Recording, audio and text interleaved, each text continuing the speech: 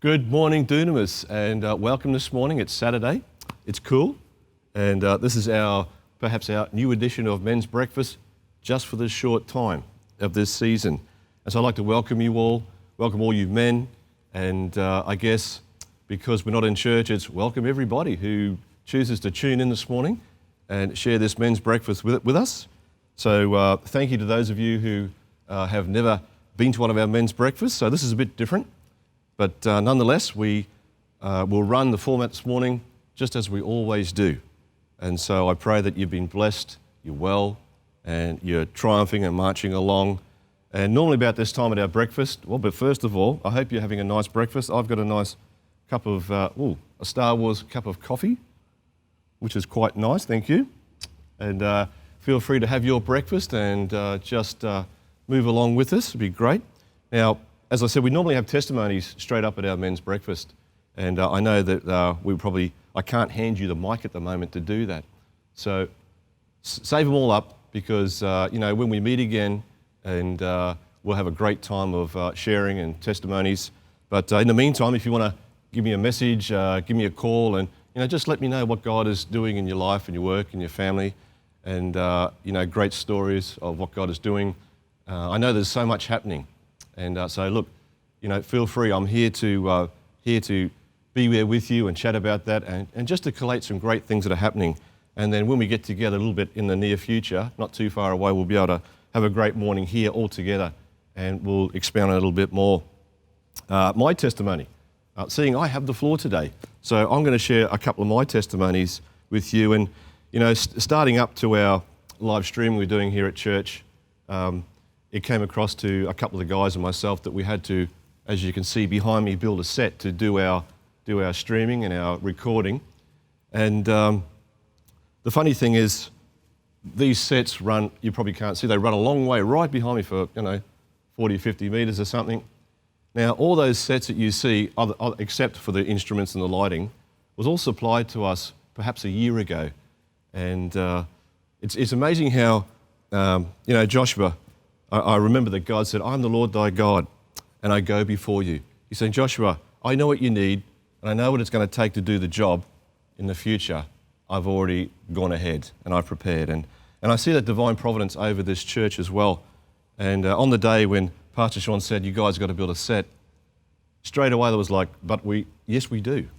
And God reminded me that I had all this equipment and materials in our church basement. And it's amazing how, it would have cost thousands of dollars to buy and build.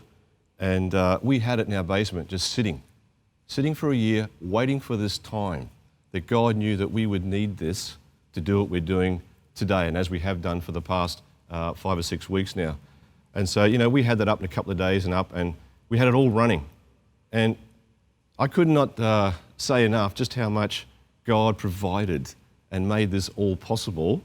And it was donated free of charge. A gentleman came in one morning and he came to the basement and he just popped in a truck and said, hey, look, he said, I've got all these panels and sets. Do you want them? And I thought, wow, where do I store all this stuff? I am so full downstairs. I really don't have anywhere to put it, but I admired the kindness of his generosity. And I said, yes, thank you, sir. That would be fantastic. We'll take it. But not really knowing what I was going to do with it. And so it sat there and it was in the way for a while, but I had nowhere else to put it. And so it's funny how I look back now and I was glad that, I accepted someone's generosity, I accepted their blessing because by me receiving that blessing, that it's returned to them as a blessing of goodwill of what they've done. And so, long story short, God has provided so much for us to do what we're doing at church. And I don't even know for myself at home. Don't be put off by the power tools here this morning. I'm not going to be building a cabinet or a kitchen or a bookcase or anything this morning. Sorry, Mrs. Ed's mother, but not today. But I've been flat out at church, flat out at home. And I think that for me, my work and what I put my hands to helps me focus. It gives me a forward direction, a forward progression. When I see something built, when I see something under construction, it's moving ahead. It doesn't matter how slow, but if you keep at it, you turn up every day. You go to work, you nail the nail, you cut the wood, you build the job, something is progressing, it's moving. And that's in the physical, but also in our mental and our emotional lives. Keep building. The day I put the tools down and regress and walk away, there's no forward movement. There's nothing. And what's worse is nobody else sees that forward movement anyway. And so my aspect of my focus in my life is more of a practical one. Yes, it's spiritual, but I find that the spiritual and the practical help me in my mental. It comes together. It gets the job built and done. So what have I been doing at church? Well, I've done so much work that I perhaps couldn't have done when it's so busy and there's lots of people. So, I spent many days a few weeks ago on the roof doing some much needed repairs up there to the iron on the roof. And they were hot days, but I got along, got through it, and we've done some great work out the side underneath the new awning that's still going ahead a little bit. So we're seeing I'm seeing a lot of progress here at the church. And when you guys are back here, you'll be able to see what we've done. And so I just want you to know that I'm not sitting down with my feet up, kicking back. We're busy, I'm busy, I love it. And so if I can't do church the way I normally do, I'm still at church every day, and we just love what we're doing, and we're getting everything up ship shape. And so when we get together and celebrate, it'll be a great day. Well, it's all great until you put your hand on a rusty nail at home and you work and you're having tetanus shots. But you know what? A little bit of excitement, a little bit of danger, for me, adds a little bit of vigour to what I do. And so this morning, my message isn't about power tools or building. That was just a little bit of let you know that here I am, I'm on the job, I'm doing stuff. But even when I had to go to the doctor and get tetanus shots, and I got needles, and that was fun. But sometimes your work and what you do, wherever it is, whatever you're doing, it just fights you. Sometimes everything just wants to fight you. But I found that out of great pressure comes great success if we keep a right attitude.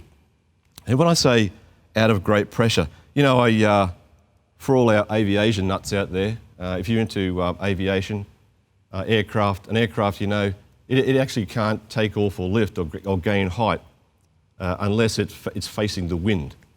And so, if it were to take off perhaps the other way, it'd perhaps tip and roll and crash. But the safest way in a plane to take off or land is always into the wind, and it gives it lift.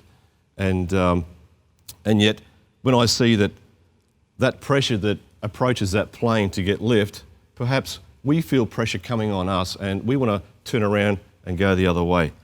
But if that plane perseveres with the controls of the pilot, it can gain great height, sees more, go more places, and it can do incredible things because it initially, and just for a few moments, it faced the pressure, worked through it, and saw the results. It sees great success.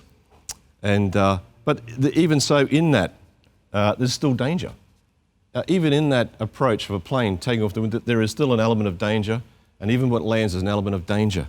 But that is what life is about. Sometimes crisis is normal to life. Danger and uncertainty, but are willing to face up to it, is what great men are made of. Now, when I think of the great men that have, I guess, shaped my life, and some have passed on, some are still here, but I've seen how they faced adversity, they faced pressure, and they kept on. Now, they could have bailed, they could have jumped out, they could have said, not for me, not today. But I've got a few instances here this morning, and I just want to share with you a great story.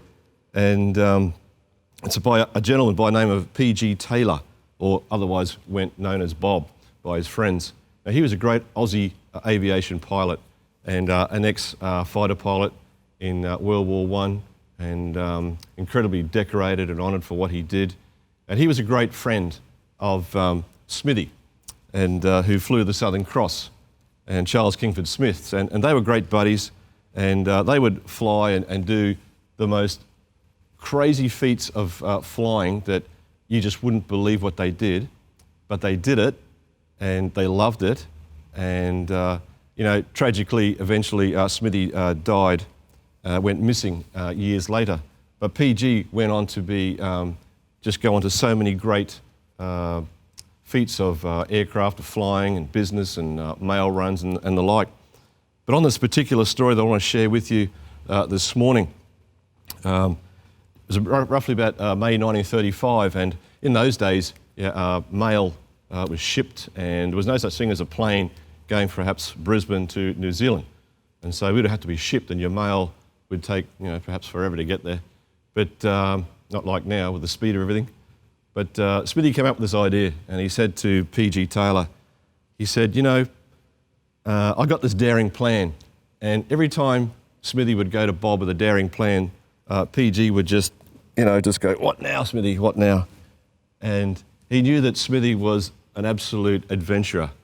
And perhaps sometimes a little bit too, he wouldn't count the cost, where PG was very, he would very concise. He would have things listed. He would have the mathematics, get everything worked. But Smithy was the kind of guy who says, come on, let's just go. But PG would say, come on, we've got to get the fuel, we've got to get everything right. And so with Smithy's adventurous determination spirit, but you also need that balance of common sense and reason, put them together, and it's a great time. And so moving a bit along, they acquired the plane. Smithy had this old, it's a tri-wing Dutch-made plane, the Southern Cross, and I'm sure most of you are familiar with that plane. And because Smithy was perhaps not home very much and always in the plane, I think he spent more time in the air than he did at home, regrettably. But, I guess what he did set the path for aviation that we had today. All the exploits that he made, what we have possible today and what we have was made by his endeavours. And so on this particular plan, it says, Bob, I want to do a mail run from Brisbane, Sydney to New Zealand. And it's never been done before, highly dangerous, and everybody that flew planes says it can't be done. It just can't be done, too dangerous. And so he wanted to be the first he's all about breaking records, he's all about being the first to do something. And so after months and months of preparation, and they got underway, loaded the mail, and on the morning of their takeoff, PG thought, I might just go and inspect the plane. And he had a look at it, and he wasn't quite sure about the plane. He was a little bit apprehensive at first of, do I really want to put my life in this man's hands where nothing is certain? It's probable, perhaps, but nothing is certain. And so he went away for a couple of hours. And I think the adventurous part of P.G. Taylor said, I've got to do this. But also, because Smithy was his great friend, he says, I can't let this man down. He's like a brother to me. They were the best of mates. And he said, if anything should go wrong, I want to be there for Smithy to be able to be there with him and to hopefully get this job done in safety, if at all possible. And so, they're into the air. And a couple of hours into the flight, everything's fine. And I think just checking everything and just going through the navigation and going through storms here and there, and probably about 7 hours into the flight. Now they've passed halfway. And all of a sudden, PG looks out the window and he sees the centre engine on the nose cone. The manifold is starting to wear loose. It's got flames coming through as it's coming away from the head on the engine. Okay, this can't be good. So it's rattling and rattling and rattling, and he looks at Smithy, and Smithy looks at him, but no one mentions a word, because here we are, 7 hours over the ocean, and there's nothing underneath us. I can't go down. If we go down, well, that will be interesting. But so they push along, and all of a sudden, the manifold tears loose from the engine, smashes through the propeller, and they were only the blade of that propeller at those times. Once it was smashed, once one half of it was smashed, the other half would cause great imbalance to the engine, to the whole plane, to the point where the whole plane was almost ready to shake itself to pieces. So somehow he shut that motor down and had to fly with that propeller facing the wind, not to cause drag and not actually to make it turn to destroy the aircraft. Now, you'd have to read the book to get all the fine details of what I'm trying to say. But that motor is out. Now, doing a major sea journey in an aircraft, well, first of all, you never do it in a single engine because if that goes, you've got no backup. So the only reason why they did it in 3, if we lose one, we can get there in 2. It'll be a struggle on fuel. They'll have trouble gaining height at times with storms and things, but we can do it on 2 engines. So, okay, they came to the conclusion. We've lost an engine. We've got 2 more. It's a good day. And so perhaps about an hour later. Now here's the thing. When one engine of a 3-engine plane is out, the others have to work harder. And so the port side engine started to have a dribble of oil out the side, and after about half an hour, the oil pressure dropped. So they both knew that this isn't looking good at all because we definitely can't make it on one engine. And so the Smithy says, PG, there's almost no oil pressure in that engine.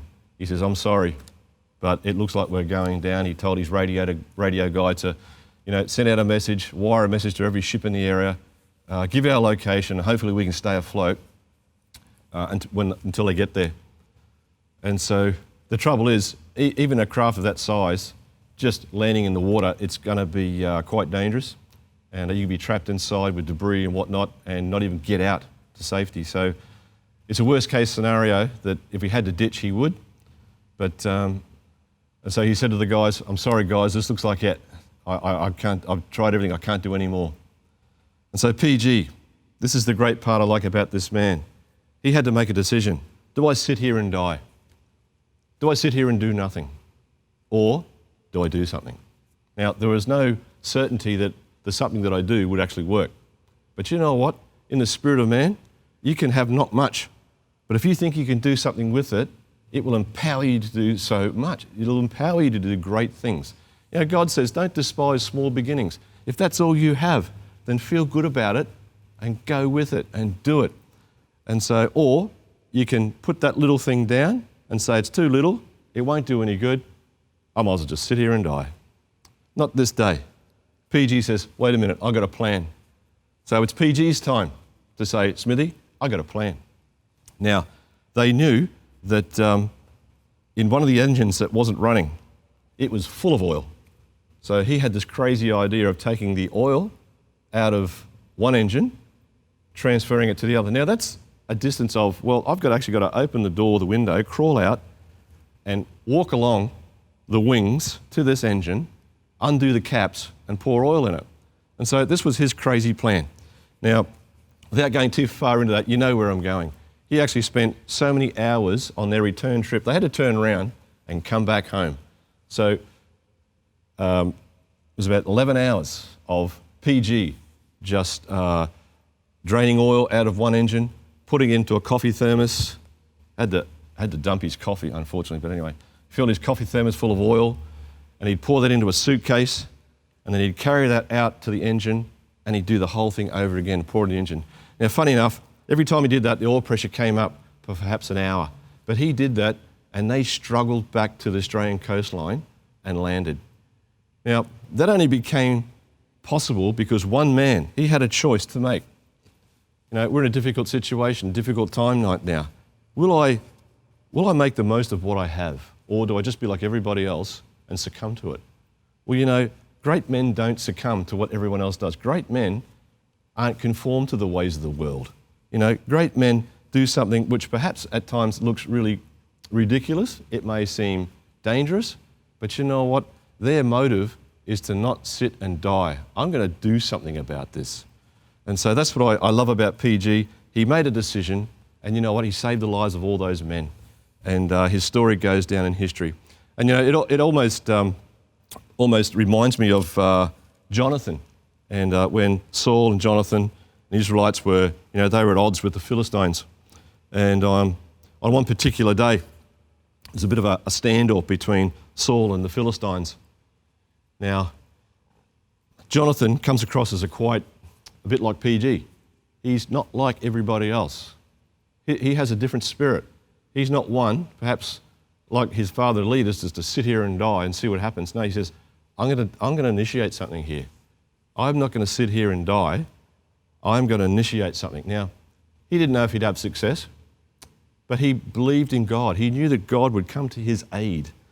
And so Jonathan's word in 1 Samuel 14, and you can read the chapters before and after to get a more concise description of what I'm saying. But on this particular day, Jonathan, the son of Saul, said to the young man who was carrying his armour, "Come, let us cross over to the Philistines' garrison that is on the other side." And as you know, he didn't tell his father. And then moving along to verse 6, Jonathan said to the young man who was carrying his armour, "Come on, let us cross over to the garrison of these uncircumcised Philistines, and perhaps the Lord will work for us. For the Lord is not restrained to save by many or few." And his armour bearer said to him, he said, "Jonathan, do all that is in your heart, and here I am with you, according to your desire." And so here you have a team. You know, we looked at Smithy and PG working together to save their lives, the plane, the male, and all their person on that plane. They worked together. And I see here Jonathan, his armour bearer, coming up with this cunning plan, but it worked. And as you move further into that chapter, you see how much success that the Israelites had over the Philistines, but only because of one man, one great man, initiating something and not wanting just to sit down and die and do nothing about it. He made a decisive choice that, you know what, it might kill me, but let's just see what I can accomplish in that. And so I just want you to think about that. And, you know, over the last 4, 5 or 6 weeks, it's been a different world for all of us. But, you know, it's interesting what comes about in a difficult time. And I think I've achieved so much more in this time than I perhaps would have in our normal situation, only because I choose not to succumb or give in to perhaps what's being portrayed to me. And we're all facing the same thing, yes, I know, but I choose to live differently, I choose to think differently, I choose to love more, I choose to reach out more, and I've also had this opportunity to work more. And because we've seen the devastation that fear has over people's minds. Well, I choose not to be like that. And I pray that you men and those of you who are tuning in will perhaps be encouraged by what I'm saying this morning, is that irrespective of what you might see or hear, that's happening, yes. But you know, we can make a difference where we are with the little piece that I've got, with the little things that God has given me. Perhaps that's all you need. Perhaps that's all that society needs, is that little thing that you have. But if you don't use it, if you don't use that gift that God has given you, then everyone suffers. The church suffers, the community suffers. So don't despise what you might have or how little it is, because sometimes it's just a spark or a thought that says, you know what? I can do that. I'm going to build that. I'm going to fix that. I'm going to mow that elderly lady's lawn. And you don't know where things go from there. You know, I think God just wants us to use that small seed and see what becomes of that. And so I pray that I've been encouraging to you all this morning, and I just want you to be blessed and keep praying for all of us, the church and our community. And I know that very, very soon, you know, we're going to be all back at church and just fellowshipping once more. So before I go today, I just want to, I hope that you would just connect with me over the week or over today's Saturday. You can call me, message with me any day, and I'd love to share more about perhaps what I'm doing. And I know you haven't seen me for a long time, and you know, I'm a bit shy, but yeah, whatever. But work is moving, things are progressing, and I just want you to know that we're praying for you, and whatever we can do to be a blessing to you as the men of this church. And I want to do that, we want to do that, and I want to say that how blessed I am as a pastor to have, you know, all of you guys of this church who come so often to our breakfast, and we have such a great time. And you know, I'm a more blessed man just for knowing you, and because we don't do none of this on our own. Just like Jonathan, he couldn't have gone over that escarpment and did what he did to the Philistines without his armor bearer with him. So we work together as a team, and I know that's how God works things. Nobody's an island, no one's on their own. And so I just pray that you would be blessed this Saturday. I hope you've got great things planned for today. And I'm praying that your week will be great. And I'm looking forward to seeing you really, really soon. So have a great week. Be blessed.